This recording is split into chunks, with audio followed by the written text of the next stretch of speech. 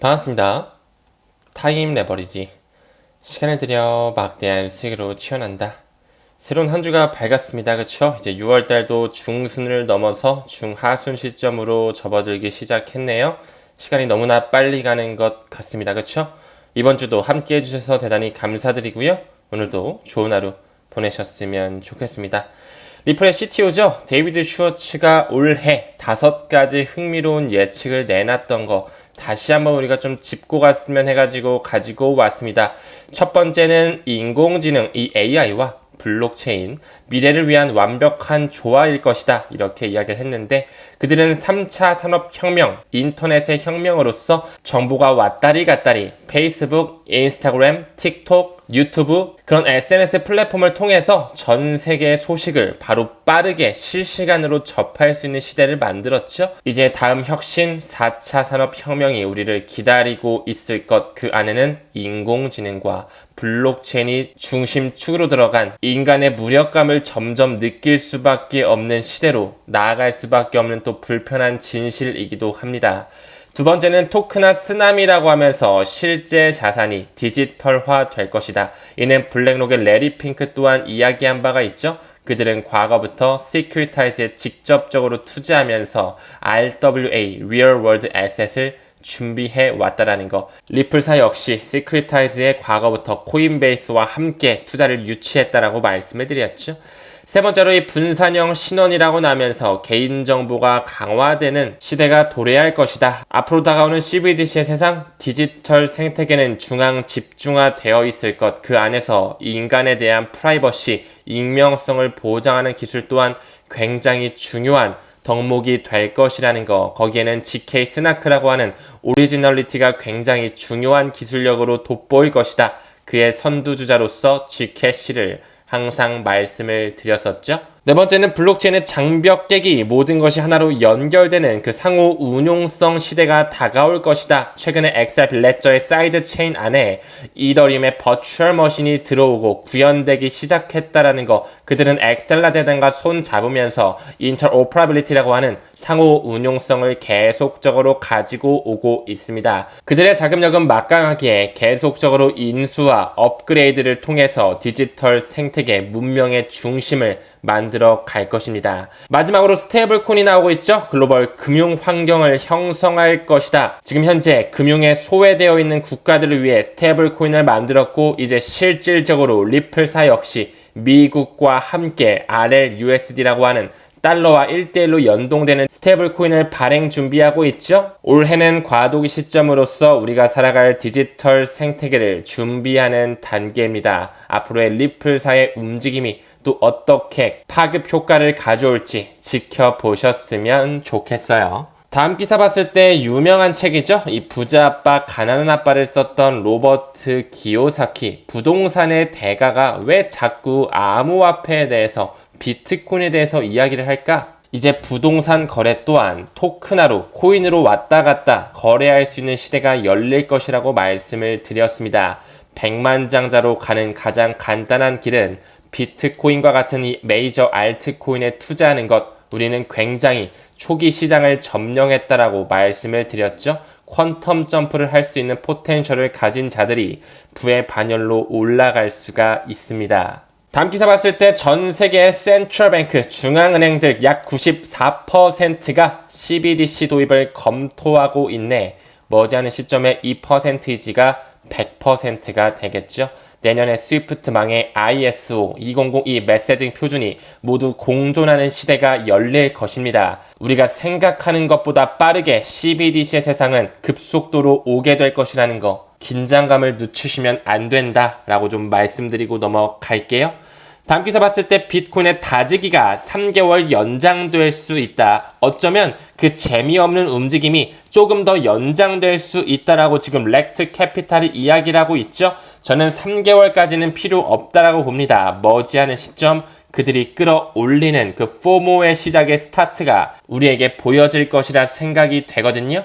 지금 아직까지는 우리는 베어 트랩에 갇혀있지만 네 번째 반감기의 사이클, 그 슈퍼 사이클의 시작을 장식할 그 시기, 여름과 함께 맞물리면서 여러가지 지표들과 함께 뿌려져 나오겠죠. 이더리움의 ETF 승인, 리플과 SEC의 법적 소송의 마무리, 유럽 미카 법안의 시행, 더 나아가서 미국 상원, 즉 바이든 행정부의 태세 전환이 엄청난 불장 시그널을 가져오게 될 것입니다. 너무 지체하실 필요 없어요. 반드시 조금 더 중장기적으로 봤을 때, 그래봤자 6개월, 8개월 정도만 봤을 때 우상향하는 거는 기정사실화. 우리는 온체인 지표를 분석하고 그들의 의도를 파악하고 있으니 거시적으로 큰 그림으로 시장 상황을 보시면서 수량에 집중하시길 권장드리도록 하겠습니다. 다음 트위터를 봤을 때 두 개의 금권 마크가 좀 보이고 있죠. 미국의 대형금권 CT와 그리고 NDB가 좀 보이고 있습니다. 제가 NDB 굉장히 중요한 은행이라고 좀 말씀을 드렸던 것 같은데 잠깐 볼까요? 이 NDB 같은 경우는 New Development Bank라고 해가지고 브릭스에서 만든 하나의 국제개발금융기관이다. 한국어로는 신개발은행이라고 말씀을 드렸죠. 이와 함께 가고 있는 아시아 인프라 투자은행, 그들은 계속적으로 브릭스의 확장을 도모하면서 새로운 금융 메시징 표준을 준비하고 있고요. 브릿지 커런시가 필요한 그 블록체인이 탑재된 금융 솔루션을 고대하고 있다는 거, 미국이라는 기득권 나라 역시 그들과 한 통속으로 연결되어 있다는 것 절대로 이분법적으로 보시면 안 됩니다. 그 신개발은행에서 이제 아랍에미레이트를 새 회원국으로 인정하면서 점점 그들의 영역을 넓혀나가고 있죠. 그리고 NDB와 함께 가는 CT 역시 과거부터 리플의 메타코를 채택했다라고 말씀을 드렸죠. 리플은 작년 5월에 메타코를 약 3,300억 원, 2억 5천만 달러에 인수했고 CT는 작년 6월 정도에 메타코와 파트너십을 발표했던 이력. 그렇기 때문에 CT의 공식 홈페이지에도 기관 디지털 자산 보관 기능을 위해서, 커스터디를 위해서 리플이 인수한 메타코와 힘을 합쳐서 나아가고 있었다라는 것, 플러스 알파 미국에 기반을 둔 스탠다드 커스터디를 리플사가 인수한 것과 병렬적으로 봤을 때 기관 디지털 자산 플랫폼 리플사와 굉장히 연관성을 가져가면서 그 기관들이 채택할 수밖에 없는 코인은 무엇이 될까요? 비자, 마스터, JP모건, CT와 같은 이런 세력들이 대량 기간 채택을 위한 암호화폐, 과연 비트, 이더, XRP 중에 어떤 코인에 더욱더 포션이 쏠리게 될지, 셋 다 중요한 토큰임은 맞지만 포텐셜이 가장 큰 코인은 리플의 XRP라는 것을 말씀드릴 수 있습니다. 그뿐만 아니라 CT는 영국의 대형금권이죠. 이 바클레이스와 함께 가면서 영국에서 이 토큰화된 예금을 테스트하는 은행 중 하나라는 거, 그들은 또 하나로 연결되어 있다라고 제가 말씀을 드렸죠. 이 디지털 커런시 그룹 마스터카드의 지분이 50%나 들어가 있는데 그 뒷배에는 시티뱅크가 있다라는 것과 그들이 소유하고 있는 미국의 최대 거래소 이 코인베이스는 방금 언급드렸던 영국의 대형금권 바클레이스와 파트너십 관계에 있다라는 것을 미루어 보았을 때 그들은 미래의 디지털 생태계의 중심축, 중심 그룹이 되면서 그들이 왜 리플이라는 회사의 오너십을 가지면서 함께 사업을 영위하고 있는지 눈여겨볼 필요가 있다라고 말씀을 드렸습니다. 다음 기사 봤을 때 브릭스 얘기가 좀 나오면서요. 700억 달러 이상의 돈을 무역에서 이제 더 이상 미국 달러로 결제되지 않을 것, 점점 탈달러화가 가속화가 진행되고 있네요. 한 번 더 나가서 브릭스는요. 또 다른 새로운 국가가 브릭스의 동맹 가입을 공식적으로 또 신청했네요. 어떤 나라인지 잠깐 보니까 이번에는 동남아 최초로 태국이 브릭스 가입에 신청했다. 그들은 계속적으로 브릭스를 필두로 해서 동남아뿐만 아니라 동아시아 전역에 걸쳐서 그리고 중동, 아프리카 그 메나 지역을 열심히 포섭하면서 그들의 세력을 점점 키우고 있죠. 하지만 그 뒤에는 리플의 영역이 점점 뿌리가 확장되고 있다는 것을 우리가 면밀히 볼 필요가 있습니다. 다음 기사 봤을 때 리플은 이 SEC에 더 낮은 벌금을 주장했죠. 그러면서 최근에 합의했던 테라 루나, 그 테라의 합의를 인용했다라고 좀 나오고 있습니다. SEC 측에서는 권도영이 약 45억 달러 벌금 낸 것은 정의를 실현한 거다. 하지만 리플은 테라와 다르다라고 하면서 아직까지는 입장을 굽히지 않은 스탠스를 취하고 있다. 하지만 리플사는 벌금이 너무 과도하다라고 하면서 얼마를 요구했었죠? 원래 SEC가 20억 달러 벌금을 요구했지만 리플사의 변호인들은 1,000만 달러 정도의 벌금을 요구하면서 아직까지는 좀 대립 관계를 보이고 있습니다. 하지만 이제 곧 다가오는 이더리움의 현물 ETF 그리고 미국의 대통령 선거 올해 11월에 있고 3개월 전서부터는 서머랠리가 있을 수 있다는 가능성과 미카 법안의 움직임 그리고 우리가 또 하나 미국의 법안에 집중할 필요가 있었죠. 바로 그게 뭐였죠? FIT21이라고 해가지고 21세기의 금융혁신을 위한 기술을 제정하는 법안이라고 말씀을 드렸습니다. 게리 겐슬러가 이야기하는 것처럼 이제 이더리움의 현물 ETF 조만간 승인이 날 것으로 보여진다. 이제 S1에 대한 절차만 밟게 되면 공식적으로 완전히 승인되는 날이 오는 것이겠죠. 그와 맞물려서 미국 하원에서 가상자산 친화 법안, 제가 방금 언급드린 FIT21을 완전하게 통과를 시켰기 때문에 이제 이더리움 또한 상품으로 분류가 가능해짐으로써 완전히 100% 이더리움 현물 ETF가 승인되는 날 머지 않았을 것이라는 거. 이 방금 언급드렸던 FIT21 법안이 굉장히 중요합니다. 하원에서는 통과됐지만 아직까지는 상원, 그 바이든 행정부에서는 보류, 거부하는 스탠스를 취하고 있죠.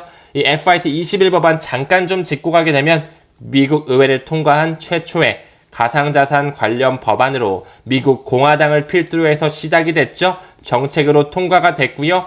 굉장히 중요한 이슈라는 분석이 여러모로 나오고 있다. 즉 FIT21 법안이 완전히 통과가 됐을 때 리플과 SEC의 소송 역시 끝날 수밖에 없는 그런 필연성을 가지고 있다라는 거. 그렇기 때문에 이 FIT21이라고 하는 FIT21 법안, 21세기를 위한 금융혁신 및 기술 법안이 상원에서도 통과가 되면 바이든 행정부에서도 이제 완전히 태세 전환을 하게 되면 그때부터는 이제 코인의 붐이 완전하게 있을 수밖에 없겠구나. 역시나 키는 바이든 행정부 위에 있는 그 연준 위에 있는 그들이 잡고 있다는 것을 절대 잊으시면 안 됩니다. 여기도 보이시죠? 이 디지털 자산 시장의 명확한 정의, 소비자 보호와 규제 가이드라인이 포함된다. 또한 암호화폐 규제권을 미국의 이 상품 선물거래 위원회 CFTC가 부여하게 하도록 규정하는 내용도 담겨 있다는 것. 즉 다시 말해 FIT21 법안이 통과가 되면 이제 SEC에 대한 파워는 점점 쇠퇴해지면서 CFTC의 위상이 올라갈 수밖에 없다라는 것. 하지만 반드시 이 법안은 통과가 될 수밖에 없고요. 즉 다시 말해 SEC는 위원장이 바꿔지면서 태세 전환이 일어날 것이고 힘이 빠지겠지만 이제 CFTC라고 하는 미국의 상품 선물거래위원회의 힘이 굉장히 세질 것이다. 이미 따놓은 당상이라고 볼 수가 있겠죠. 왜 그들이 이 CFTC와 함께 어깨를 과거부터 나란히 하고 있는지, 왜 여기에는 리플 네트워크가 들어가 있었는지 잘 보셨으면 좋겠습니다. 미래 스위프트 2.0의 망을 그들이 함께 제정하면서 국경 간 결제 혁신망을 가져온다. 이 ISO 2002 메시징 표준에 RMG 그룹의 모든 기득권 세력들의 설계가 그 의도들이 다 담겨져 있다라는 거. 그렇기 때문에 앞으로의 이 CFTC의 위상이 정말 세지겠구나. 시기의 문제일 뿐이겠구나. 근데 그거 아세요? 과거부터 전 CFTC의 의장은요. 리플은 증권이 아니라고 이미 정답지를 알고 있었고요. 그뿐만 아니라 미국의 CFTC의 위원은 과거에 리플 사무실을 또 방문하면서 브래디 갈링하우스와 또 만났던 이력 또한 있었습니다. 한 번 더 나가서 이 CFTC의 위원들은요.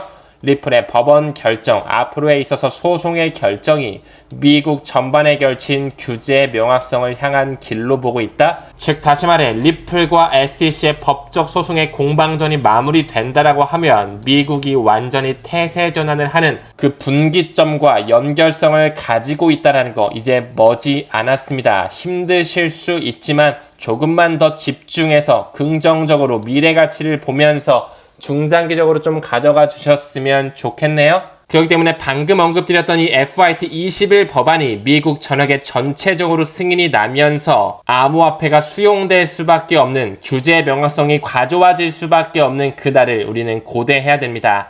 아직까지는 하원만 통과했지만 이 바이든 행정부, SEC 또한 시간 끌기를 오랫동안 하지는 못할 것입니다. 올해 11월이 미국의 대통령 선거잖아요. 11월 초로 알고 있는데 바이든 행정부, 그 SEC도 오래 버티지 못합니다. 카운트다운은 이미 들어갔다라는 거 다시 한번 좀 상기해 주시고요. 이제 우리나라에도 금융이라든지 금감원에서 이제 코인 시장에 대한 대대적 정비를 하기 시작했네요. 김치 코인이 아닌 버거 코인 포함 상장과 이 상패 그리고 유통량 기준을 마련하면서 시간이 지나면 지날수록 쓸모없는 처음 들어보는 암호화폐들 모두 상장 폐지가 되면서 한번 싹 물갈이 되는 날 또한 올 것입니다. 그렇기 때문에 우리는 더더욱 시가총액 상단에 있는 친구들의 포커스를 맞출 필요가 있다라는 거. 이제 우리나라에서도 받아들일 준비를 하고 있다는 것 직간접적으로 말씀을 드릴 수 있고요. 다음 기사 봤을 때 영국의 적십자사가 이제 암호화폐로 후원을 받을 수 있게끔 또 스탠스를 취하고 있네요. 어떤 코인이 좀 승인됐나요? 비트코인, 시바이누, 그리고 우리가 집중적으로 투자하는 XRP를 허용했네요. 영국의 그 FCA라고 하는 금융감독원에서 이미 미카 법안과 함께 리플을 유틸리티로 활용하고 인정하고 있다고 말씀을 드렸습니다. 이제 게임은 끝났습니다. 미카 법안이 또 실행이 된다? 리플의 규제의 명확성 올 수밖에 없는 시기 점점 다가와지고 있다는 것 다시 한번 좀 말씀드리고 싶어요. 이 영국의 브리티시 레드크로스 적십자사에서 암호화폐로 기부를 받고 있는데 여러분 점점 시대가 변하는 것을 좀 느끼셔야 됩니다. 어떤 코인들로 기부를 받는지 이미 기관의 검증이 끝난 코인 3가지 힌트를 주고 있네요. 시바이누가 나왔으니까 도지코인 또한 빼놓을 수가 없겠죠? 시장의 하락 속에서 최근에 조금 지지부진했는데요. 새로운 상승이 있을 수밖에 없는 포텐셜 굉장히 센 코인 말씀을 드렸죠. 계속적으로 수량에 집중해 주시고요. 포트폴리오 분산화를 통해 멘탈 관리 잘 하시면 좋겠습니다. 이제 미국의 증권거래위원회 SEC의 의장 이 게리 겐슬러가 규제 당국이 앞으로 몇 주 안에 이더리움의 현물 ETF를 완전히 승인할 것이라고 밝혔죠. 과연 넥스트 이더리움 ETF는 어떤 것이 될까요? 정말 리플의 CEO가 말한 것처럼 XRP의 ETF는 2025년에 승인이 될까요? 이 부분은 시간이 좀 걸릴 수 있을지언정 올해 안에 소송에 대한 법적 공방전의 마무리는 끝날 수밖에 없지 않을까 좀 여러분들에게 이런 말씀을 드리고 싶네요. XRP는 비트코인의 2.0 버전이라는 이런 말이 나오고 있는데요. 우리가 비트코인에 대한 백서를 읽어보고 왜 나왔는지 비트코인에 대한 본질을 알게 된다면 진정한 블록체인을 그들이 왜 만들었을까에 대한 그 해답은 리플 XRP에 숨겨져 있다는 거 저는 믿어 의심치 않습니다. 비트코인은 지금 현재 온라인 금으로서 새로운 경제 패러다임에 있어서 해지 수단, 그 가치 저장 수단으로 자리매김이 됐다면 XRP는 제가 항상 말씀을 드렸죠. 디지털 다이아몬드로서 미국과 함께 가는 그 기득권들과 연결되어 있는 그들이 세력을 영위할 수 있는 하나의 무기이자 비밀스러운 혁명이 뒤에 숨겨져 있다라는 거 말씀을 드리면서 금일 영상 마무리 짓도록 하겠습니다. 이번 주 힘차게 좀 시작하셨으면 좋겠고요. 금일도 시청해 주심에 대단히 고맙습니다. 우리는 모든 면에서 점점 더 좋아지고 있습니다. 감사합니다. 성투합시다.